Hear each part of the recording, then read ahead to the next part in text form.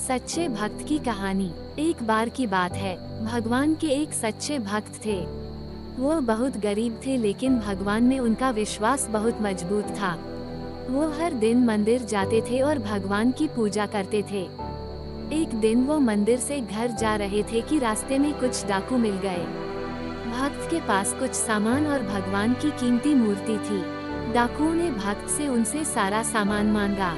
भक्त ने डाकू को अपना सामान दे दिया, लेकिन उसने भगवान की मूर्ति नहीं दी। डाकुओं के दबाव डालने पर उन्होंने कहा, मैं भगवान का भक्त हूँ, मैं अपना सामान और अपनी जान दे सकता हूँ, लेकिन मैं भगवान को नहीं छोड़ सकता। डाकू भक्त की बात सुनकर हैरान रह गए। उन्होंने कभी किसी ऐसे व्यक्ति को नहीं देखा था जो भगवान का इतना बड़ा भक्त हो। डाकू ने भक्त से कहा, मैंने अपनी जिंदगी में आपके जैसा भक्त नहीं देखा जो भगवान को देने से अच्छा अपनी जान देना उचित समझता हो। मैं आपको कुछ पैसे दे रहा हूँ, आप इन पैसों से अपना जीवन अच्छे से जी सकते हो। भक्त ने डाकू के पैसे लेने से मना कर दिया।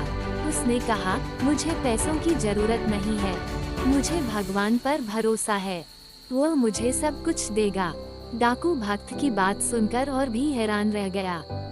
उसने कभी किसी ऐसे व्यक्ति को नहीं देखा था जो भगवान का इतना बड़ा भक्त और इतना ईमानदार हो।